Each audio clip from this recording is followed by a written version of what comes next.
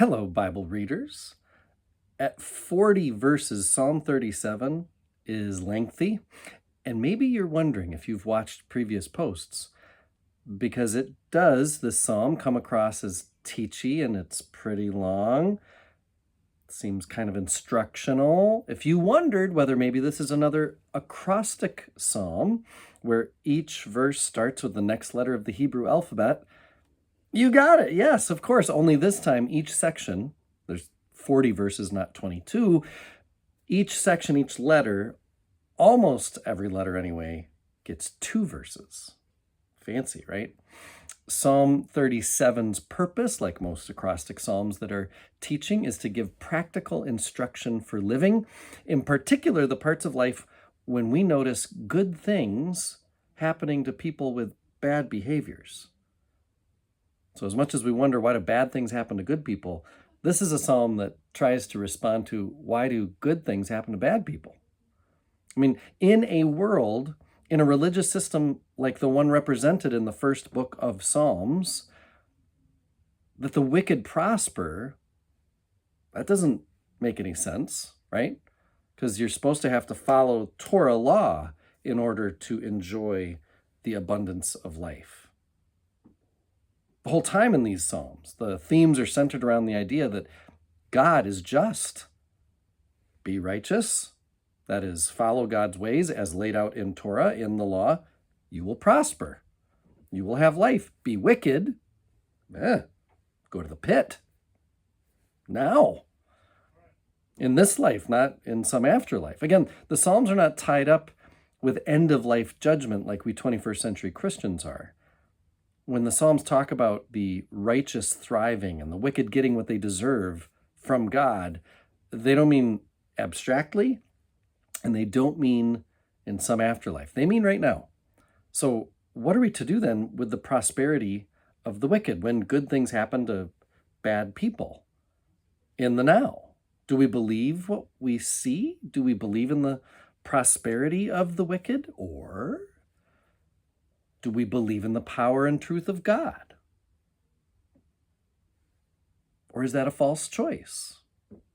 Can both be true? My Brueggemann and Bellinger commentary warns us that Psalm 37 is not trying to provide like some universal theory of reality where we get done with it and they're like, oh, well, that's how it all works. Now it all makes sense. Instead, Psalm 37 is a poem about how to live in the face of this observation that the wicked do at times, oftentimes even, seem to prosper. And so some of the advice this psalm has for us who are noticing this: refrain from anger, forsake wrath, do not fret. In other words, don't obsess over how unfair it is that the wicked sometimes prosper. That waste of energy is just that. It's a waste. It can be not just unproductive, but debilitating. And besides, such prosperity is temporary. It's fleeting. It'll fade like grass in the middle of a drought. Part of being righteous, that is a non-wicked, law-following, faithful person who lives in a faith relationship with God, part of being righteous is to hope. So this is really clever, actually. Psalm 37 does this very well. Basically, Psalm 37 is saying, if you're among the righteous, then you wouldn't get caught up in the prosperity of the wicked, because faithful people don't do that. Faithful people hope in God. God is worthy of our trust.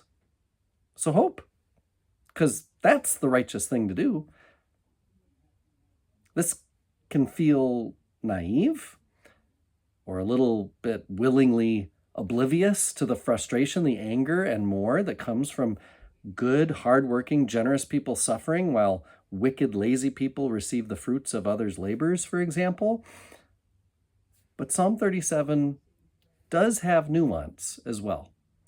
There's more nuance than to just say, oh, don't worry, be happy, because that's the faithful thing to do. Just hope all the time. It'll all turn out fine in the end. Tuck all that frustration in. Psalm 37 admits that an honest view of life brings troubling questions and does not give us all the answers. Life is not a neat and tidy system of rewards and consequences. But God's justice, God's faithfulness, they are at the heart of this psalm. They are at the heart of this psalmist's prayer, even in questions, frustrations, and all the other feelings that life brings. The psalmist remembers and believes that God is just and worthy of our trust, even in the face of seeing good things happening to bad people. I am one with my God. My God is with us, all of us, at all times and in all places.